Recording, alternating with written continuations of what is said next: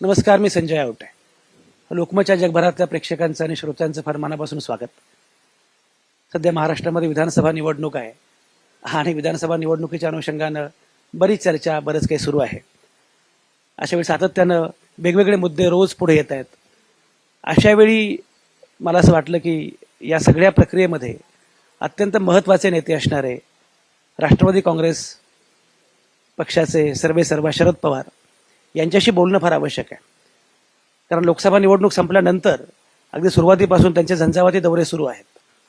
ठिकठिकाणी ते बोलत आहेत, लोकांशी संवाद करतायत आणि त्यातून एक वेगळं चित्र उभं राहत आहे.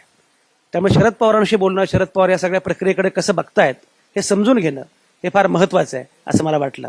आणि त्यामुळे शरद पवारांशी मी आज बोलतो आहे. आपल्यासोबत आहेत शरद पवार. शरद पवार साहेब, आपलं फार मनापासून स्वागत. तुम्ही महाराष्ट्रभर फिरता आहात. लोकसभा निवडणूक झाली आणि लोकसभा निवडणुकीचा निकाल लागल्यानंतर तुम्हाला असं विचारलं की लोकसभा निवडणुकीमध्ये फार चांगलं यश मिळालं, आता पुढे काय? तेव्हा तुम्ही पुढे लगेच असं म्हटलात की आता विधानसभा निवडणुकीची तयारी सुरू झालेली आहे. आणि ही तयारी आपण सुरू केली. आपण राज्यभर फिरता आहात, लोकांशी बोलता आहात. एकूण काय महाराष्ट्राचा कल आहे असं वाटतं? महाराष्ट्राचं चित्र हे नक्की भाजप विरोधी आहे. लोकसभेची जी निवडणूक झाली त्याच्यामध्ये देशामध्ये मोदी साहेबांनी प्रयत्नाची पराकाष्ठा केली की त्यांना स्वच्छ बहुमत कसं मिळेल. त्यांनी मांडणी केली की 400 पार काही झालं तर 400 जागा मिळवायच्या ह्या उद्देशातून त्यांनी प्रयत्नाची पराकाष्ठा केली. पण त्या एका घोषणेनं समाजाच्या मोठ्या वर्गाला तो अस्वस्थ झाला.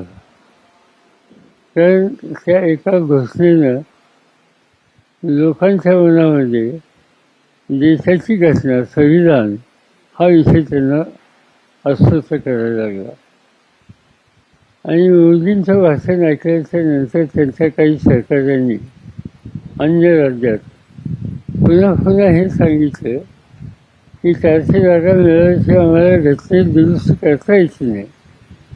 ते बेंगलोरचे हेगडे असतील राज्यमंत्री, त्या मिर्झाबाई असतील राजस्थानमधल्या, ते उत्तर प्रदेशमधले त्यांचे खासदार असतील, या सगळ्यांनी ते 400 म्हणजे काय याचं स्पष्टीकरण लोकांना दिलं. आणि माझ्या मते तिथंच त्यांना धक्का बसला. पण 400 हा आकडा त्यांनी सांगितला आणि तो संविधानाशी जोडला गेला. आणि त्याच्यामुळे डॉक्टर बाबासाहेब आंबेडकरांनी लिहिलेली घटना ती थोडी संकटात नेहमीचा काय अशी चिंता लोकांना वाटायला लागली. आणि घटनेच्या संबंधित जागृती असलेले सगळे घटक एकत्रित आले आणि त्यांनी यांना काय शिकवायचं ते शिकवलं. आपण बघितलं की चंद्रबाबू नायडू आंध्रचे आणि बिहारचे नितीश कुमार या दोघांच्या मदतीनं सरकार त्यांना प्रस्थापित करता आले. हे चित्र त्यावेळीच होतं. आता ही निवडणूक राज्याची आहे, ही देशाची होती. आणि या राज्याच्या निवडणुकीमध्ये सुद्धा लोकसभेच्या निवडणुकीचा निकाल लक्षामध्ये घेऊन भाजपने, विशेषतः मोदी, अमित शहा आणि त्यांच्या सरकारने प्रयत्नाची पराकाष्ठा सुरू केलेली. त्यांचा सगळ्या याच्यातला अफसोस जो आहे तो काही करून महाराष्ट्र हे हातामध्ये घ्यायचा.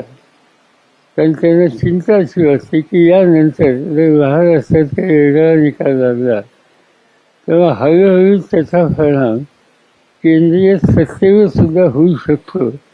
आणि त्यामुळे ते इथं अतिशय जागृत आहे. आता ही जागृती कशी आहे, त्यासाठी त्यांनी पावले काय टाकली. लोकसभेच्या निवडणुका झाल्याच्या नंतर लोकसभेचा अनुभव लक्षात घेता जिथे कमी पडलो ते दुरुस्त करायचा निर्णय घेतला. अतिशय लोकप्रिय होती अशा प्रकारची धोरणं जाहीर करायला सुरुवात केली. उदाहरणार्थ लाडकी बहीण आता त्या लाडकी बहीणमध्ये जी काही रक्कम देऊ केली आणि अशा वेळेसच आणि ह्या ज्या बाकीच्या लगीनी काम करतात त्या सगळ्यांची मदत घेऊन ठिकठिकाणी त्यांचे मेळावे घेतले गेले, त्यांना पैशाचं वाटप त्याच्यामध्ये केलं आणि आणखीन काही करण्याच्या संबंधीच्या गोष्टी त्यांनी जाहीर केल्या. हा सगळा प्रयत्न केवळ लोकसभेचा फटका हा लक्षात घेऊन हे प्रयत्न नवीन सुरू झाले. गेल्या 4.5 वर्षामध्ये त्यांना कधी बहीण आठवली नाही, त्यांना कधी भाऊ आठवले नाही, त्यांना कधी शेतकरी आठवले नाही. हे सगळ्यांचं स्मरण आता झालं त्याचं कारण लोकसभेचे नियोजन. आणि हे करत असताना दुसरी बाजू त्याच्याची एक आहे की विशेषतः मोदी साहेब आणि गृहमंत्री अमित शहा यांनी विरोधकांच्यावर व्यक्तिगत हल्ले सुरू केले की जे अशोभनीय अशा प्रकारचे होते. विशेषतः गृहमंत्री ज्या पद्धतीने बोलतात, आता काल असे बोलले की शरद पवारांनी 10 वर्षात काय केले हे सांगा. आणि 10 वर्ष तुमच्याकडेच करताय. 2014ला मी मंत्रिपद सोडलं, आज 24 आहे. या 10 वर्षामध्ये 7 देशाचं राज्य 2-3 राज्य सोडली इथं आणि इव्हन महाराष्ट्रामध्ये तो जो म्हणजे एक जो फसाद आधाराचा तेवढा जर सोडला तर सगळं कालखंड हा भाजपच्याच हातात होता. त्यावेळी स्पष्टीकरण द्यायचं असेल तर त्यांनी द्यायला पाहिजे. ते देण्यासाठी त्यांच्याकडे काही नाही, म्हणून मग शरद पवारांचा हल्ला हा अफेस त्यांनी आता घेतलेला आहे. तर मला असं दिसतं की लोकांना ते फारसं पसंत नाही, हा त्यांचा अफेस. आणि विशेषतः महाराष्ट्राच्या उभारणीच्यासाठी यशवंतराव चव्हाण मुख्यमंत्री असल्यापासून जे प्रयत्न केले गेले, कारखानदारी कशी वाढेल, विकेंद्रित स्वरूपाची कशी असेल, एक मुंबई म्हणजे कारखानदारीचं सेंटर ही कल्पना कशी बदलता येईल आणि मग नाशिक असेल, औरंगाबाद असेल, पुणे असेल, नागपूर असेल, ही औद्योगिकरणाची केंद्र कशी करता येतील याची काळजी घेतली गेली आणि ते प्रयत्न सगळ्यांनी चालू ठेवले होते. पण अलीकडच्या काळामध्ये एक लोकांच्या मनात एक गोष्ट यायला लागली की महाराष्ट्रात हाताला काम देण्याच्यासाठी आणि महाराष्ट्राचं अर्थकारण सुधारण्याच्यासाठी हे विकेंद्रित स्वरूपाचं जे औद्योगिकरण आहे आणि त्याच्यामध्ये जगाच्या कंपन्या येण्याचा विचार करायला लागल्या, यांना डायव्हर्ट करण्याचा प्रयत्न केला दुसऱ्या राज्यामध्ये, विशेषतः गुजरात राज्यामध्ये. आणि ते सांगतात की हे खोटं आहे किंवा शरद पवार खोटं बोलतात. पण अनेक गोष्टी सांगतात की चिप्स तयार करण्याच्या संबंधीचं युनिट जे पुणे जिल्ह्यात तळेगावच्या जवळपास येणार होतं, आज ते आलं नाही. किंवा चाकांचा विचार होता एरवची निर्मिती करायची आणि त्याच्यासाठी दिवस त्यांची ही जी नागपूरची होती, पण ते काही नागपूरला तो कारखाना आला नाही. आणि चौकशी केली, लोक सांगत नाही ओपनली, टाटा ग्रुपमध्ये. पण त्याच्यामध्ये त्याला प्रश्न विचारला की तुमचा नागपूरचा कार्यक्रम तुम्ही शिफ्ट का केला दुसऱ्या राज्यामध्ये? ते काही सांगत नाही. त्या संबंधीचा असा प्रश्न आम्हाला विचारू नका, आम्हाला मर्यादा आहेत आणि आम्ही ह्याचं वास्तव चित्र तुम्हाला सांगू शकणार नाही. हे उत्तरच सांगतंय की कुठून तरी दबाव आला आणि तो दबाव काय हलक्या संख्या लहान कोणाचा असणं शक्य नाही, ही भावना जनतेच्या मनात झालेली आहे. आणि म्हणून देशाचं नेतृत्व करणारे लोक देशाचा विचार करत नाहीत, ते आपल्या राज्यापुरता सीमित विचार करतात. हे चित्र लोकांच्या समोर दिसते आणि लोकांना ते पसंत असं दिसत नाही. पण चिंता मला एकाच गोष्टीची आहे की साधन संपत्ती यांचा प्रचंड मारा या निवडणुकीमध्ये होतो. आता पुण्याच्या जवळ पुणे सातारा रस्त्यावर एक गाडी पकडली आणि त्याच्यात काही 1000 कोटी रुपये होते असं म्हणतात. माहिती घेतल्याच्या नंतर 600 कोटी होते का काय होते मला आकडा नक्की माहीत नाही. पण ती गाडी सांगोल्याची होती. आता सांगोला महाराष्ट्राचा दुष्काळी भाग. त्या दुष्काळी भागामध्ये काही शेकडो कोटीची रक्कम घेऊन जाण्याचं काम जे चालू होतं ते कशासाठी? पुराची गाडी होती. त्याचं स्वच्छ फीचर स्वच्छ पुढे येत नाही. फक्त रक्कम जप्त झाली हे ईडीने जाहीर केलं. पण हे एक सांगोल्याचं उदाहरण, असे अनेक उदाहरणं महाराष्ट्रात आहेत की दैनंदिन वृत्तपत्रामध्ये पैसे फकडले, दारू फकडली, आणखीन काय काय फकडले हे सतत आपल्याला ऐकायला मिळते. आणि याच्या पाठीमागं सत्ताधारी पक्ष आहे हे जनतेची फटकी खात्री झाली. आणि या पैशाचा वापर करून, कारण दुसरा काही पर्याय नाही आता पैसे त्याचा मारा करणं, लोकांना विकत घेण्याचा प्रयत्न करणं हे सूत्र या निवडणुकीत ठेवलं. तेवढं एकच चिंताजनक स्थिती आहे. नाही तर महाराष्ट्रात आत्ता लोकसभेचं जे वातावरण होतं तसंच वातावरण निर्माण व्हायला मला काही अडचण दिसत नाही.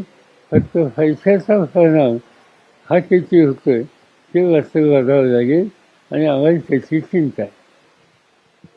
लोकसभा निवडणुकीमध्ये जे काही वातावरण होतं किंवा जे काही चित्र होतं तर ते चित्र आता राहिलं नाही असं एक परसेप्शन करण्याचा प्रयत्न होतोय. हा एक भाग आहे. दुसरं असं की लोकसभा निवडणुकीपासून धडा घेऊन या लोकांनी बऱ्यापैकी काही बदल केले असं पण बोललं जातं की काही ज्या चुका होत्या त्या दुरुस्त केल्या. हा दुसरा मुद्दा आहे. तिसरा मुद्दा म्हणजे लोकसभा निवडणुकीमध्ये प्रत्येक टप्प्यागणिक निवडणूक बदलत गेली, वारं फिरत गेलं. 5 टप्पे जे झाले ते खरं म्हणजे सुरुवातीला भाजपच्या सोयीचे म्हणून 5 टप्पे मानले जात होते. प्रत्यक्षात ते 5 टप्पे मात्र भाजपच्या विरोधामध्ये गेले. हे सगळं लक्षात घेऊन आता विधानसभा निवडणुकीची पूर्णपणे आखणी केलेली आहे आणि त्याचा फायदा भाजपला होईल असं एक बोललं जात आहे. असं आहे की त्याची निवडणुका लोकसभेच्या झाल्याच्या नंतर जी धोरणं आखली ती प्रामुख्याने त्या निकालाला पर्याय शोधायच्या या दृष्टिकोनातूनच त्यांनी ही सगळी आखली. आणि हे आखत असताना शासकीय सत्तेचा मारा हा या सगळ्या धोरणामध्ये. आता लाडकी बहीण पैसे दिली त्याचा परिणाम कोणावर झाला? त्याचा परिणाम अन्य ज्या योजना होत्या त्या बंद केल्या आणि त्या अन्य योजनेचा पैसा इकडे डायव्हर्ट केला. आज लोकांच्या समोर लाडकी बहीण दिसते पण त्यांच्या हळूहळू लक्षात येईल की बाकीचे जे कार्यक्रम हातामध्ये घेतले होते आणि त्यातनं काही सहाय्य होत होतं ते सगळे थंड उरले. पण अजित पवारांचं म्हणणं असं आहे की आमच्या 2100 रुपयाबद्दल तुम्ही असं 1500 रुपयाबद्दल असं बोलता की या अर्थसंकल्पात तरतूद नाही किंवा बाकीच्या योजना वगैरे, आणि तुम्ही मात्र 3000 रुपयांचं आश्वासन देत आहात. ते कुठल्या आधारावर? त्याच्यानंतर म्हणजे सत्ता हातात आल्याच्या नंतर अंदाजपत्रक तयार करायचे, त्याचा निर्णय घ्यायचा आहे. पैसे कशाला किती फुगायचे याचा विचार करायचा आहे. आणि त्याच्यासाठी अवधी आहे. आज यांच्या हातात सत्ता आहे. त्यांनी अंदाजपत्रक मंजूर करून घेतलं होतं. ते अंदाजपत्रक मंजूर केलं त्याच्यामध्ये या तरतुदी नाही आहेत. आणि तरतुदी नसताना त्याला विधिमंडळाची मान्यता नसताना अन्य स्कीमचे पैसे डायव्हर्ट करणं ही गोष्ट एका बाजूला. आणि तुम्हाला उद्या सत्ता प्रशासन हातामध्ये आल्याच्या नंतर तुम्हाला नवीन अंदाजपत्रक तयार करायचे. ते तयार करतानाच याचा विचार करणं शक्य होईल आणि त्यामुळे नवीन करत असताना अडचण येणार नाही. पाठीमागच्या कालखंडात तरतूद नसताना डायव्हर्ट करून हा जो प्रयत्न आहे तो आणि आम्ही करून खातो याचा फरक आहे. बरोबर आहे. विधानसभा निवडणुकीचं एकूण जे चित्र आहे त्यात बघितलं तर लोकसभा निवडणुकीपेक्षा वेगळं असेलच, पण तरीसुद्धा आपण मगाशी म्हटलात की एकूण भाजपबद्दल संतोष आहे, भाजप नको असं लोकांना वाटतं आहे. लोकसभा निवडणूक आणि विधानसभा निवडणूक या दोन्हीचं एकूण चित्र, अजेंडा, नेरेटिव्ह याच्या अनुषंगाने काय तुम्हाला वाटतं? एक असं आहे की सत्ताधारी पक्षांना काही करून सत्ता हातात घ्यायची हवं एखादं. झारखंड आणि महाराष्ट्र हा काही करून हातामध्ये घ्यायचा, कारण त्यांना पुढच्या निवडणुकीची चिंता आहे. हळूहळू लोकांच्या देशपातळीवर हा बदल व्हायला लागला आहे हे त्यांना जाणवतंय. लोकसभेमध्ये त्यांना जागा कमी मिळाल्या हे त्यांच्या लक्षात आलेलं आहे. ते काही लपून राहिलेलं नाही. आणि काही राज्य महाराष्ट्रासारखी त्याचा लोकसभेच्या निवडणुकीमध्ये महाराष्ट्रात काँग्रेस पक्षाला 1 जागा मिळाली होती. ते आमच्या राष्ट्रवादीला 4 जागा मिळाल्या होत्या. ते चित्र राहिलेलं आहे. त्यांना जाणवत आहे की ज्या काँग्रेसला 1 जागा मिळाली होती त्या नंतर वाढल्या. माझ्या पक्षाने तर 10 जागा मिळवल्या, 10 ते 8 जिंकल्या.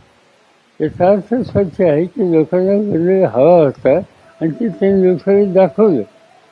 आता ती लोकसभेचा निकाल आणि लोकसभेचा हा निकाल लोकांनी घेतला, धडा शिकवला.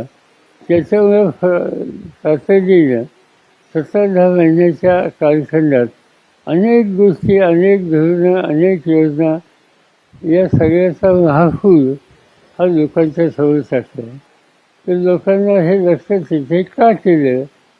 आपण लोकसभेत धडा शिकवला म्हणून जागी झाली आणि त्यामुळे आत्ता लोकांच्यामध्ये तीच भावना आहे. पण लोक बोलत नाहीत. मागच्याही काळात लोक बोलत होते असं नाही, लोक शांत होते, पण निर्णय घ्यायचा तो घेतात. आता मागचा अनुभव आहे आणि आता तेच चित्र दिसेल असं स्पष्ट दिसते.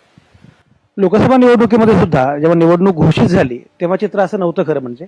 प्रत्यक्ष मात्र चित्र बदलत गेलं आणि प्रत्यक्ष मतदानापर्यंत चित्र आणखी वेगळ्या पद्धतीने पूर्णपणे बदलत गेलं. मला असं वाटतं की आता विधानसभा निवडणुकीमध्ये एक तर तसे कमी दिवस उरलेले आहेत. एकूण हे सगळं नॅरेटिव्ह किंवा काय तयार व्हायला कमी वेळ आहे. एक महत्त्वाचा मुद्दा असा आहे की मुळामध्ये लोकसभा निवडणुकीत तुमच्या पक्षाला जे यश मिळालं ते फार अनपेक्षित होतं. 10 पैकी 8 जागा जिंकणं हे तुमचं यश मोठं होतं. काँग्रेसने मिळवलेलं यश ही तेवढंच मोठं होतं. तुलनेनं शिवसेनेला मात्र जरा कमी यश मिळालं. नंतर विधानसभा निवडणुकीच्या अनुषंगाने जेव्हा जागा वाटपाची बोलणी आणि चर्चा सुरू झाली तेव्हा मात्र महाविकास आघाडीमध्ये काही फार आलबेल नाही असे जे चित्र उमटलं त्याबद्दल काय सांगाल. असं आहे की लोकसभेची स्थिती तुम्ही म्हणतात तशी होती.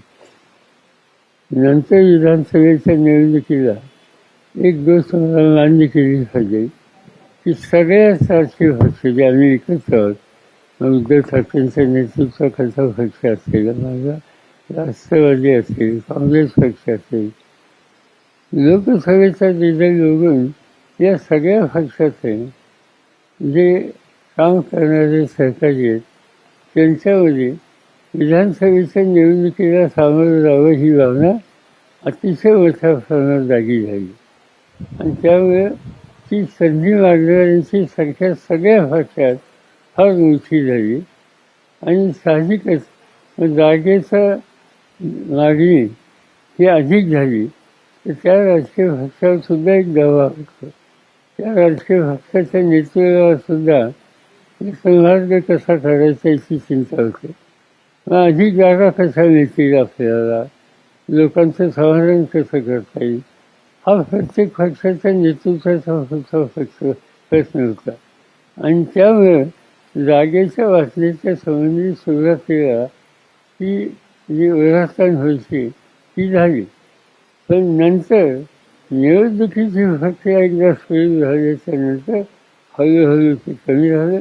काही ठिकाणी पक्षांनी ॲक्शन घेतल्या चुकीचं वाटतात त्यांना आणि अनेक ठिकाणी लोकांनी अर्ज परत घेतला आणि नेहमीसारखी परिस्थिती ही तयार व्हायला लागली आणि टप्प्याटप्प्याने ती होते. आणि त्याचा परिणाम या निवडणुकीमध्ये भाजप आणि त्यांच्या मित्र पक्षांना जसा लोकसभेला फटका बसला त्यापेक्षा वेगळी स्थिती त्यांची होणार. अनिल देशमुखांचं नवीन पुस्तकालय आत्मचरित्र आलेलं आहे. त्याचप्रमाणे छगन भुजबळांच्या अनुषंगानं पण राजदीप सरदेसाईंनी त्यांच्या पुस्तकामध्ये काही म्हटलेलं आहे. एकूण हा सगळा जो प्रकार आहे म्हणजे मुळामध्ये या दोघांचंही जे म्हणणं आहे खरोखरच कशा प्रकारचं वातावरण आहे, कशा प्रकारचा दबाव आहे, नक्की काय प्रकार सुरू आहेत. असं आहे की जे भुजबळांच्या संबंधीचा उल्लेख राजीव सरदेसाईंनी केला.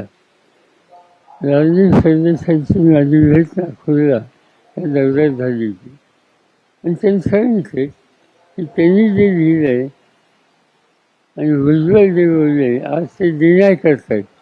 पण राजीव सरदेसाई त्यांच्यावर त्यांचे 2 सहकारी होते, या तिघांच्या समोर भुजबळ बोलले आणि ते मी लोकांच्यात दाखवू शकेन, त्या लोकांना हजर करू शकेन.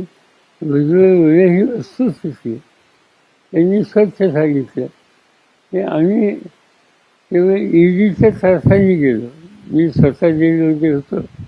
जेलमध्ये सुटका झाल्याच्या नंतर पुन्हा जेलमध्ये जायची वेळ आल्यावर काय मानसिक स्थिती असते, अवस्था असते हे मी अनुभवलेले.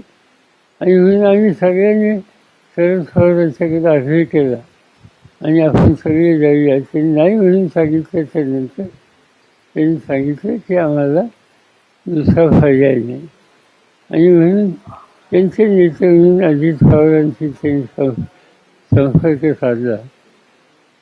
ते जे भुजबळ म्हणतात त्यांच्या म्हणण्याप्रमाणे अजित पवारांना काही नोटिसेस आलेल्या होत्या आणि त्यांनी सांगितलं की त्यामुळे तेही अतिशय अस्वस्थ होते आणि या सगळ्या गोष्टीतून सुटका करायची असेल तर तिथं जाऊन राहिलं पाहिजे, त्यांच्यासमोर हात जोडले पाहिजे.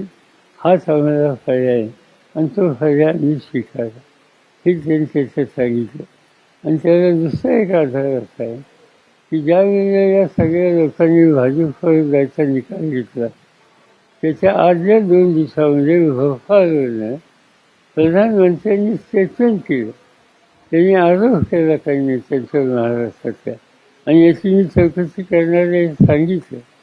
आणि त्यामुळं ज्यांची चौकशी होण्याची शक्यता आहे की त्यांच्यात अस्वस्थता वाढली असेल त्याच्यात काय असेल नाही. आणि ते भुजबळांनी अधोरेखित केलं आणि तशीच अवस्था अन्य लोकांनी म्हणजे आपले अनिल देशमुख त्यांचं मी काही वाचलेलं नाही पण त्यांच्याकडून मी ऐकलेले या सगळ्यांची स्थिती अशीच. मला एक समजत नाही की मुळात हे जेव्हा घडलं म्हणजे दिलीप वळसे पाटील तुमच्या सगळीच मंडळी जवळची हसन मुश्रीफ वगैरे हा सगळा त्रास सुरू होता तेव्हा तुमच्याशी या लोकांचं काही बोलणं झालं नाही का की हा सगळा त्रास सुरू आहे, काही निर्णय घ्यावा लागेल किंवा तुम्ही काही त्यांना सल्ला दिलात किंवा काही घडलं असं? 2-3दा चर्चा झाली. त्याच्या दरम्यान हे लोक मला पुन्हा एकदा माझ्या घरी 10 जण आले. 2-3 तासांची चर्चा झाली. आणखीन 1-2दा झाली आणि शेवटी एक दिवशी मी चव्हाण सेंटरला बसला असताना सगळे लोक एकत्र 30-40 जे आले आणि त्यांनी माझ्यासमोर मांडणी केली की आपण आता गेल्याचं गत्यंतर नाही.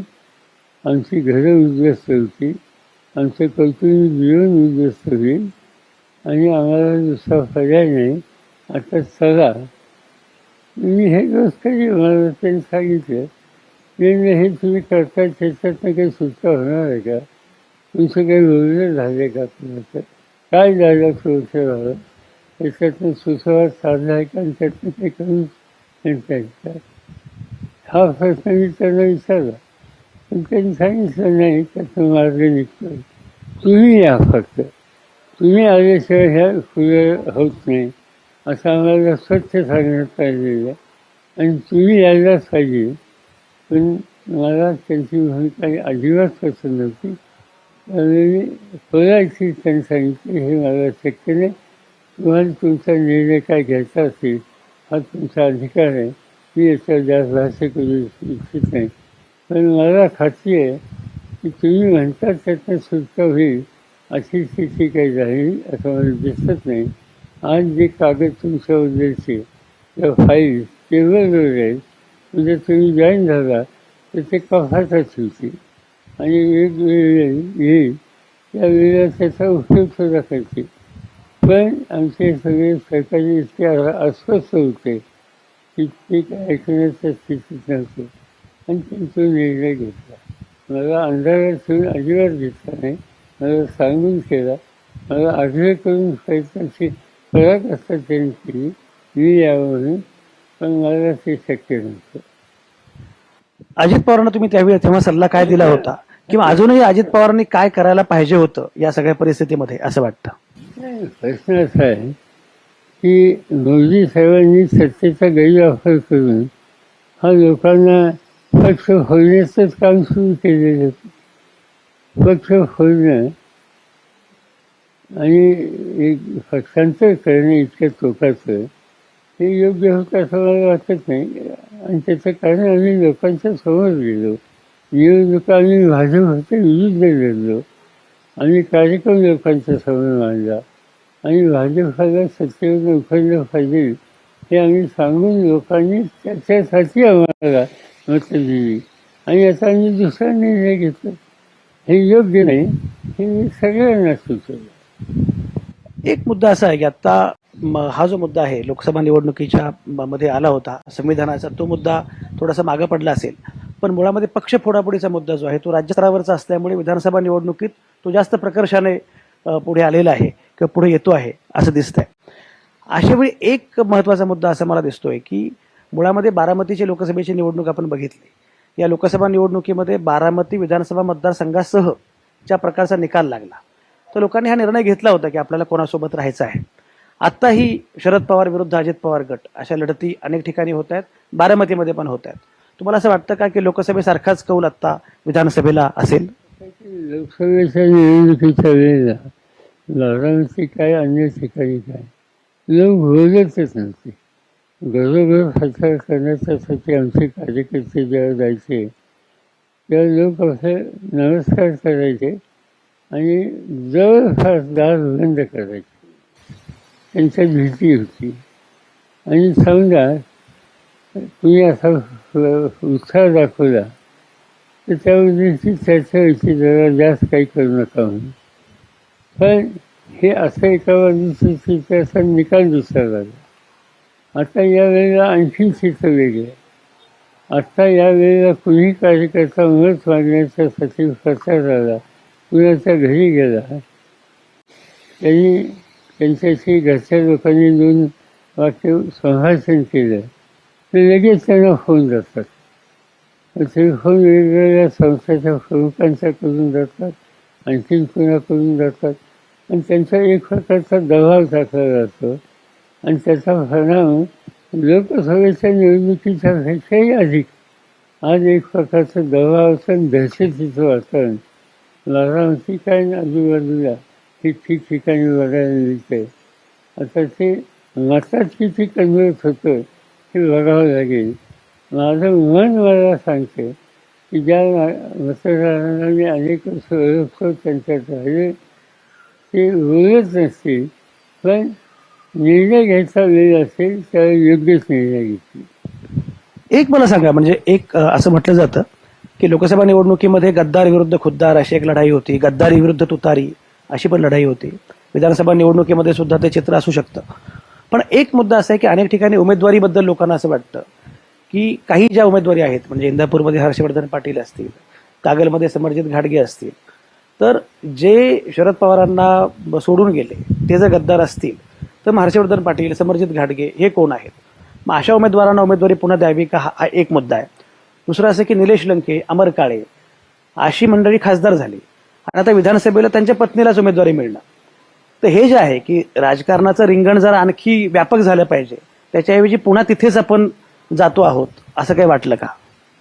काही ठिकाणी लोकांच्या अभ्यासामुळे 1-2 ठिकाणी निर्णय तुम्ही म्हणतात तसे झालेली वस्तुस्थिती.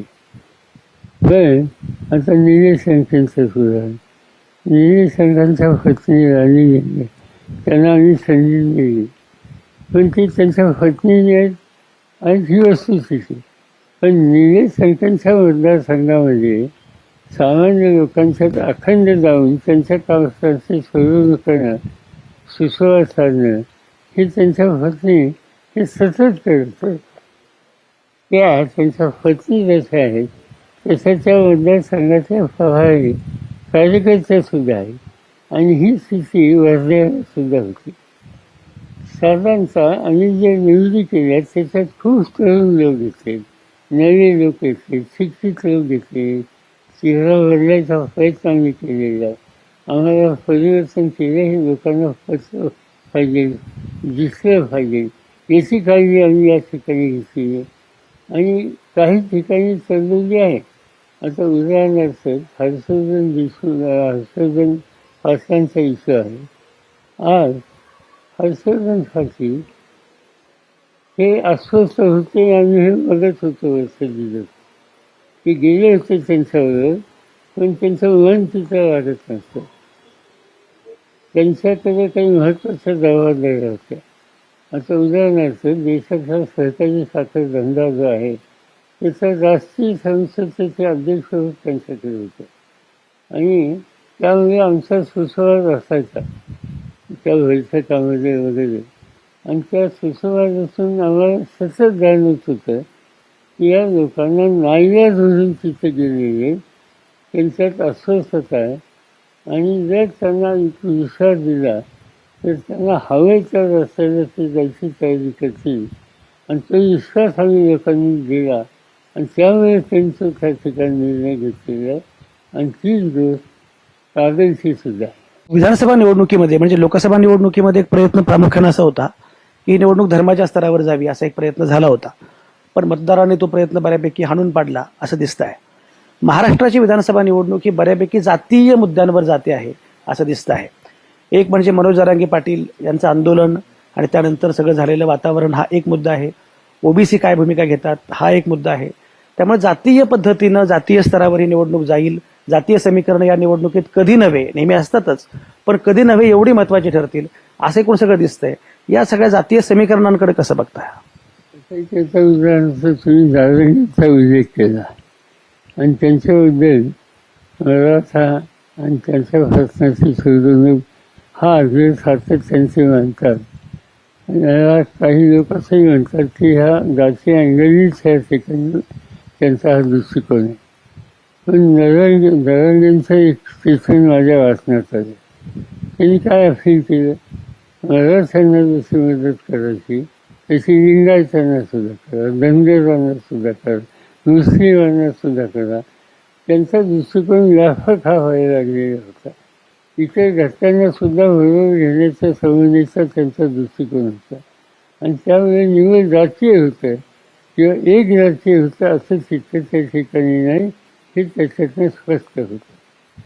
पण विशेषतः मोदी साहेब, विशेषतः गृहमंत्री त्यांचे सहकारी, विशेषतः देवेंद्र फडणवीस आणि हे जी काही भाषणं करतात ती भाषणं, आता उदाहरणार्थ जिहादचा उल्लेख त्यांच्या ठिकाणी केला. कशासाठी केला? या निवडणुकीमध्ये कालच्या लोकसभेच्या मुस्लिम समाजाने प्रचंड प्रमाणावर मतदान सत्ताधारी पक्षाच्या विरोधी केलं. सत्ताधारी पक्षाच्या विरोधी मतदान इतरांनी केलं, फक्त त्या मुस्लिमांनीच केलं असं नाही. पण लगेच जिहादचा उल्लेख करून लोकांच्यामध्ये एक धार्मिक वातावरण तयार करण्याचा संबंधीचा प्रयत्न हा देवेंद्र फडणवीस किंवा त्यांचे नेते सगळे करतात. तर प्राईम मिनिस्टरनी सुद्धा ज्या काही गोष्टी केल्या, काही भूमिका मांडली, त्याच्यामध्ये त्यांचाही दृष्टिकोन कळत न कळत तशाच प्रकारचा आहे. निवडणुकीमध्ये यश चांगलं मिळालं नाही मात्र ते मिळावं म्हणून मग धर्म आणि जात याच्यावर सुद्धा इलेक्शन डायव्हर्ट करून फायदा होत असेल तर तोही प्रयत्न करायचा हे सूत्र देशामागे दिसते आणि माझ्या मते देशाच्या दृष्टीने घातक आहे. ही गोष्ट मोदी साहेबांना विसरता कामा नये. मोदी साहेब हे देशाचे प्रधानमंत्री, एका धर्माचे जातीचे ते जे सांगतात तसे नाही आहेत, ते देशाचे प्रधानमंत्री. पण त्याचं स्मरण त्यांना होत नसेल तर हे काही सहजासहजी झालेली गोष्ट नाही. हे जाणून बुजून ह्या निवडणुकीचा सगळा लोक हा धर्म आणि जातीवर डायव्हर्ट करायचा आणि त्याचा बेनिफिट घ्यायचा हे सूत्र त्याच्यामध्ये आणि माझ्या मते देशाच्या दृष्टीने अत्यंत घातक आहे. महाराष्ट्रातलं एकूण जनमत जनमानस आपल्याला नीटपणे माहीत आहे. हरियाणामध्ये काय घडलं? हरियाणामध्ये साधारणपणे जातीय समीकरणांच्या आधारावर मांडणी झाली आणि त्याचा भाजपला फायदा झाला. महाराष्ट्रामध्ये सुद्धा हरियाणा मॉडेल चालेल असं म्हटलं जातं आणि महाराष्ट्रामध्ये सुद्धा मराठा विरुद्ध मराठेतर आणि सगळे ओबीसी एकवटणं अशा प्रकारचं राजकारण होईल आणि त्याचा भाजपला फायदा होईल असा जो होरा आहे या मंडळींचा, त्याबद्दल काय? पण या लाईनीवर हे इलेक्शन जावं असा कॉन्शियसली प्रयत्न त्यांचा दिसतोय. हे का करतात ते? त्यांना खात्री झाली की बाकी लोकसभेच्या वेळी जी अवस्था होती त्यापेक्षा वेगळी अवस्था इथे दिसत नाही. आणि ती स्थिती बदलायची असेल तर जात आणि धर्म आणि भाषा इकडे डायव्हर्ट करणं हे गरजेचं आहे. ही गोष्ट त्यांना फसलेली दिसते आणि त्यामुळे त्या रस्त्यांची जाते. पण महाराष्ट्रामध्ये माझ्या मते ते होणार नाही. मी हरियाणाची निवडणूक बघितली आणि काही लोक त्या ठिकाणी उभे केले होते, त्यांचं मी प्रचाराला गेलो.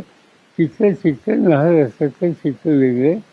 महाराष्ट्रामध्ये अजूनही लोकांच्यामध्ये महात्मा ज्योतिबा फुल्यांनी जी भूमिका उभ्या आयुष्यात मांडली किंवा शाहू महाराजांनी जी मांडली किंवा आंबेडकरांनी मांडली ही लोकांच्यामध्ये पोचलेली आहे.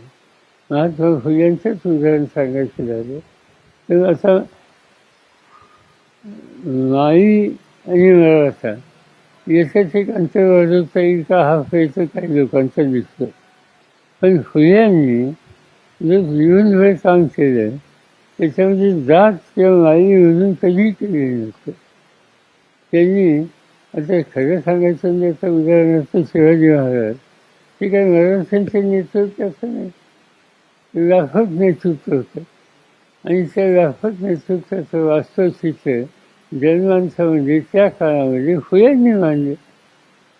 शिवाजी महाराजांच्या फवारडा असो किंवा शिवाजी महाराजांची समाधी हुलफून करण्याचं काम असो हे ज्योतिबा फुल्यांनी केलं. आणि त्यामुळे ज्योतिबा फुले किंवा आंबेडकर किंवा शाहू महाराज या सगळ्यांची विचारधारा ही एक वेगळी आहे की कधी जातीवादाकडे घेणार नाही.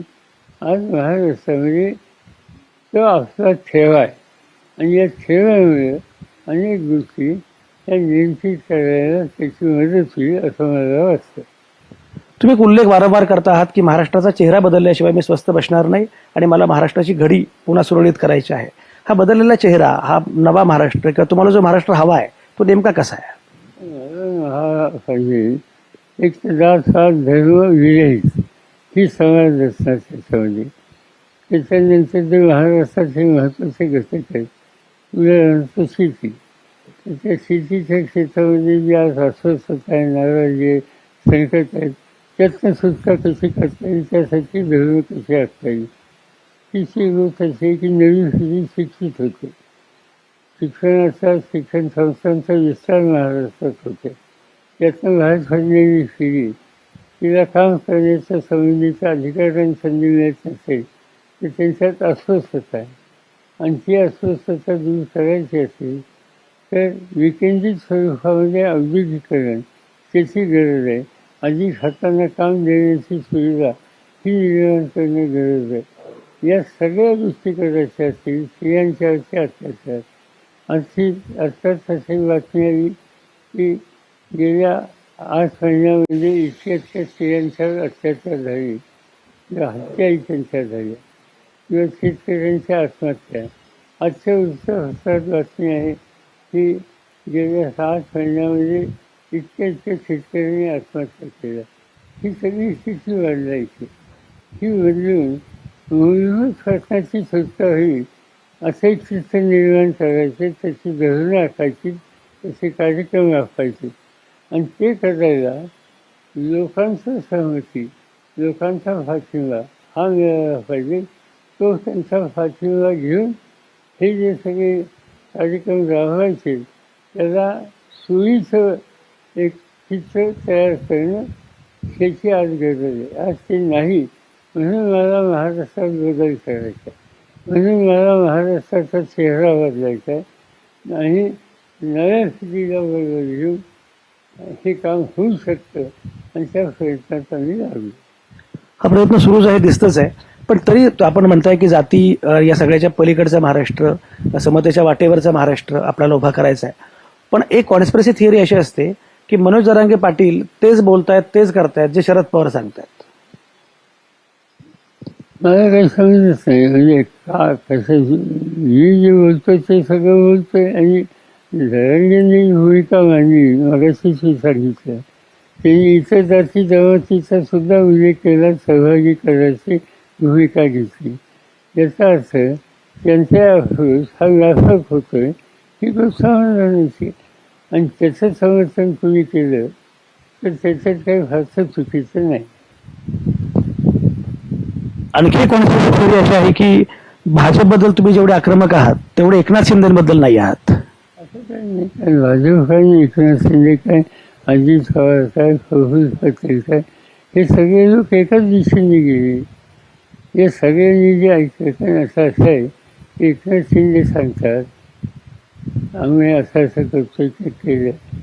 एकनाथ शिंदे हे विसरतात की भाजपचं सरकार जेव्हा झालं होतं देवेंद्र फडणवीस यांच्या नेतृत्वाखालचं त्या मंत्रिमंडळात सुद्धा ते होते. त्याच्यानंतर उद्धव ठाकरेंचं सरकार झालं त्या मंत्रिमंडळात सुद्धा ते होते आणि नंतर गृहतीला माणसं नेऊन त्यांनी काही केलं त्याही मंत्रिमंडळाचं नेतृत्व तेच करतात. त्यामुळे कुणाचंही सरकार आले तर मी तिथं आहे ही खबरदारी त्यांनी घेतली. उद्या महाविकास आघाडीचं सरकार आलं तर एकनाथ शिंदे असतील. आता महाविकास आघाडी या सगळ्या अनुभवातून काही शिकलेली आहे आणि ते शिकलेले असल्यामुळं मला असं वाटत नाही कुणी त्यांचं समर्थन करते. अजित पवारांनी जेव्हा पहाटेचा शपथविधी एपिसोड झाला त्यानंतर ते परत आले आणि उपमुख्यमंत्री झाले. अजित पवारांना वेळीच शिक्षा केली असती तर पुढे हे घडलं नसतं असं वाटतं का? असं की ते केलं होतं ते चुकीचं होतं आणि चुकीचं हे एकदा कबूल केलं हे पुन्हा घडणार नाही अशा प्रकारची स्थिती मांडली गेली आणि त्यावेळेला आणि त्यांच्याबरोबर विधानसभेतले नव्या पिढीतले सदस्य सुद्धा त्यांच्याबद्दल आस्था ठेवणारे होते आणि त्या सगळ्यांचा एक आग्रह होता ठीक आहे आता चूक झाली ती आता दुरुस्त करतात. त्यांनी 48 तासात राजीनामाही दिला त्यामुळे आता ह्या गोष्टी विसरून घेऊन आपण एकत्र काम करूया हा अनेक तरुणांचा विधानसभेच्या सदस्यांचा आग्रह होता आणि त्यामुळे हा निर्णय आम्ही घेतला. त्यांचा कायम आक्षेप असा असतो की 2004 मध्ये राष्ट्रवादी काँग्रेसला अधिक जागा मिळाल्या होत्या तरी सुद्धा साहेबांनी मुख्यमंत्रीपद राष्ट्रवादी काँग्रेसला दिलं नाही म्हणून पक्षाची पिछेहाट झाली. असं की त्यावेळेला मुख्यमंत्री पद कुणाला मिळालं असतं. अजित पवार तर तेव्हा नव्हते तेव्हा नाव होतं कुणाचं याचा विचार तुम्ही करा. त्यावेळेला नाव होतं भुजबळांचं आणि भुजबळांचं नंतरचं राजकारण तुम्ही आठवा त्यांना तुरुंगात जावं लागेल. उद्या त्या काळात त्यांच्या हातात नेतृत्व दिलं असतं तर महाराष्ट्राची मला चिंता झाली.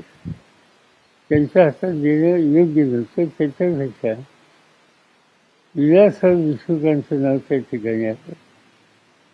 एक गोष्ट दुर्लक्षित करून चालणार नाही की विलासराव देशमुख काय आणि आम्ही सगळे काय आम्ही अनेक वर्ष एकत्र काम केलं. आमची विचारसरणी ही गांधी नेहरूंची विचारधारा आहे आणि काँग्रेसची विचारधारा आमची. त्यामुळे त्यावेळेचं जे सरकार बनवलं ते काँग्रेसची विचारधारेचंच सरकार होतं आणि त्याच्यामुळे 2 जागा यांच्या जास्त होत्या तर यांच्या कमी होत्या हा विचार न करता काँग्रेसची विचारधारा राज्य चालवण्याची दृष्टी कुवत ही ज्यांच्यामध्ये आहे त्यांना आपण संधी द्यावी. आणि दुसऱ्या बाजूने आम्ही मुख्यमंत्री पद घेतलं नाही पण आम्ही कॅबिनेटच्या रँक ह्या कितीतरी अधिक घेतल्या. त्यांना मुख्यमंत्री पद दिलं आम्ही मंत्रिमंडळाच्या जागा घेतल्या आणि अनेक लोकांना मंत्रिपदाची संधी दिली. त्यावेळेच्या मंत्रिमंडळामध्ये आझाद पाटील असतील जयंत पाटील असतील अजित पवार असतील असे अनेक तरुण चेहरे ते आम्हाला द्यायचे होते. त्यांना संधी द्यायची होती अनुभव घेण्याचा परिस्थिती करायची होती आणि मग आम्ही जाणीवपूर्वक निर्णय पक्षाचा होता त्या नव्या नेतृत्वाची उभारणी करण्यासाठी आणि जी विचारधारा आम्ही स्वीकारलेली आहे तीच विचारधारा ज्यांच्याकडे मुख्यमंत्री होत गेले त्यांची होती आणि ते सामंजस्य कसं वाढवता येईल त्या दृष्टिकोनातून हा निकाल घेतला.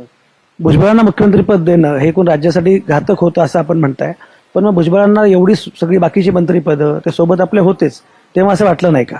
नाही, प्रश्न असा आहे की भुजबळांचा एक दुसरी बाजू आहे की त्याच्यामध्ये महाराष्ट्राचा ओबीसी घटक, ओबीसी घटकाला सुद्धा विश्वास द्यायची गरज होती आणि ती विश्वास देण्यासाठी भुजबळांना प्रोत्साहित करणं, त्यांना संधी देणं हे अधिक उपयुक्त होईल असं मला वाटत होतं. महाराष्ट्रामध्ये त्याच्या आधी अनेक वर्ष भुजबळ समता परिषदेच्या माध्यमातून एक ओबीसीचं संघटन त्यांचा विश्वास आत्मविश्वास वाढेल अशा प्रकारची कामगिरी करत होते आणि त्यामुळे त्यांना ही संधी द्यावी असं विचार मी आणि माझ्या काही सहकाऱ्यांच्या मनात. काही गोष्टीच्या तक्रारी होत्या पण त्या आपण समजून सांगू, दुरुस्त करायला लावू आणि एका लहान समाजाच्या घटकांच्या हातामध्ये महाराष्ट्राची सत्ता जाऊ शकते ही चित्त निर्माण करून लहान समाजाचा विश्वास वाढवणं आम्हाला गरजेचं वाटलं. आर आबांचा आपण मगाशी उल्लेख केला.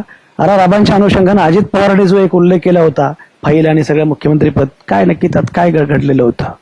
नाही, असं आहे की देवेंद्र फडणवीसांनी फाईल दाखवली असं म्हणतात. मला माहिती नाही, पण जनरली मंत्रिपद आम्ही ज्यावेळी घेतो आणि राजभवनात शपथ घेतो त्यावेळी त्या शपथेमध्येच वाक्य आहे की माझ्या पुढे आलेली गोष्ट मी कुणालाही दाखवणार नाही अशा अर्थाचं. आणि असं असताना देवेंद्र फडणवीसांनी ती फाईल दाखवली ही जी सांगतात ती वस्तुस्थिती असेल तर ते कितपत बरोबर आहे असं म्हणता येईल. म्हणजे देवेंद्र फडणवीस असं म्हणतील की हा काही सिक्रेट असा विषय नव्हता म्हणून मी दाखवला, पण फाईल दाखवणं कोणाला तरी ही गोष्ट त्या संस्थेच्या चौकशीत बसणारी असं मला वाटत नाही. आणि जे काही घडलं ते काही फारसं चांगलं नसतं. आणि दुसरी गोष्ट अशी आहे की आधार फाटकांच्या पुढे प्रश्न केला, फाईल गेली, त्या फाईलमध्ये या चुकीच्या गोष्टी घडल्यात असं निष्कर्ष आहे असं दिसतंय. मी काय वाचलेली नाही. आणि ती फाईल मंत्र्यांच्याकडे गेल्याच्यानंतर त्यांनी काय करावं, त्या फाईलमध्ये सरळ काही आरोप आहेत, काही चुकीच्या गोष्टी घडल्यात, राज्याचं नुकसान झालं आहे असा निष्कर्ष काढून त्या ठिकाणी प्रस्ताव असेल तर त्याला मान्यता दिली नसती त्यांनी तर ती चूक झाली असती. त्यांनी हे लपवून ठेवला असा आरोप आक्षेप हा त्यांच्याबद्दल घेतला गेला आणि म्हणून त्यांनी जर त्याच्यावर सही केली असेल तर तो काही केसांनी गळा कापला असं नाही. त्यांनी ही वस्तुस्थिती काय ही वर्गाच्या दृष्टिकोनातून हा घेतलेला उपक्रम. आणि दुसरी गोष्ट अशी आहे की जर ह्या आरोप खोटे असतील तर चौकशी झाल्याशिवाय खोटे हे कसं म्हणता येईल. अजित पवारांच्या भल्याच्यासाठी सुद्धा त्याची चौकशी होऊन ते त्यातनं बाहेर पडतील अशी अवस्था झाली असती तर त्याची उपयुक्तता ही त्यांच्या दृष्टीने अतिशय होती. प्राईम मिनिस्टर आत्ता जे भोपाळला बोलले आणि आरोप करतात तर त्या आरोप करायची छाती ही झाली नव्हती आणि म्हणून याचा दोष आधार सरकारला देता येणार नाही. 2004ची ही निवडणूक आहे, ज्या निवडणुकीनंतर आपण मुख्यमंत्रीपद काँग्रेसला दिलं, त्याची परतफेड 2024ला काँग्रेस करेल का वेळ पडली तर? मला माहीत नाही. मी तर आम्ही अशी भूमिका घेतली की विधानसभेचे सदस्य ज्यांचे जास्त असतील त्यांचा विचार व्हावा लोकशाहीमध्ये. हाच मार्ग अधिक चांगला आहे.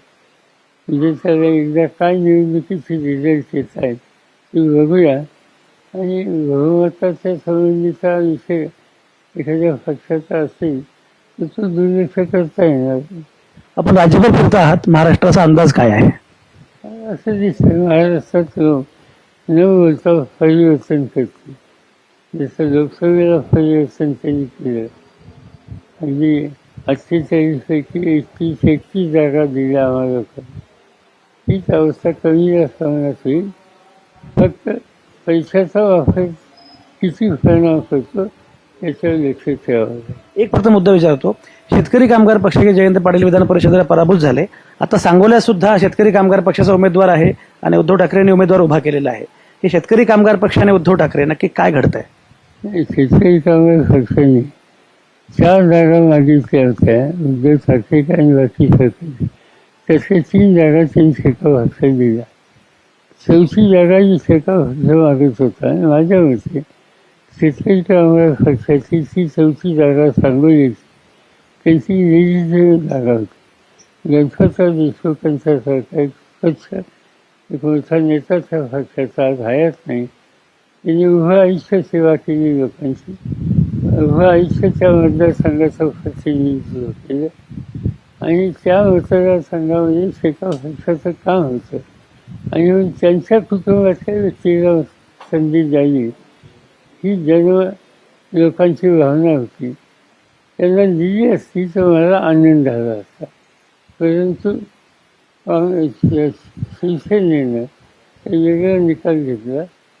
तो तर त्यांचा अधिकार आहे, त्यांचा निर्णय घेतला. पण माझ्या दृष्टीनं शेका पक्षाची भूमिका योग्य होती. शेवटचा प्रश्न, महाविकास आघाडी सरकार सत्तेमध्ये आल्यानंतर तुमचे पहिले 3 मुद्दे प्राधान्याचे कुठले असतील? माझे 3 मुद्दे त्याच्यात आलेल्या 5 गोष्टी करण्याच्या संबंधीचा विचार म्हणला.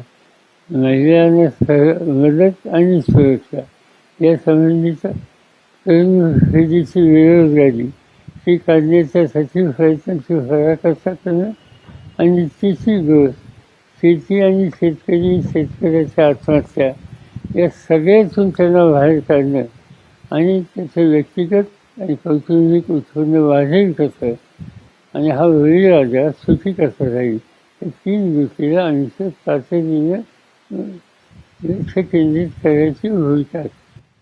धन्यवाद. हे होते शरद पवार. आपण बघितलं की महाराष्ट्राच्या राजकारणाविषयी, महाराष्ट्राच्या एकूण जनमानसाविषयी आणि विधानसभा निवडणुकीविषयी ते फार सविस्तरपणे बोललेले आहेत आणि मला खात्री आहे की शरद पवार यांची ही भूमिका, त्यांची मांडणी आपल्या सगळ्यांसाठीच निश्चितपणे महत्त्वाची आहे. धन्यवाद. लोकमतच्या वतीनं आभार आपले.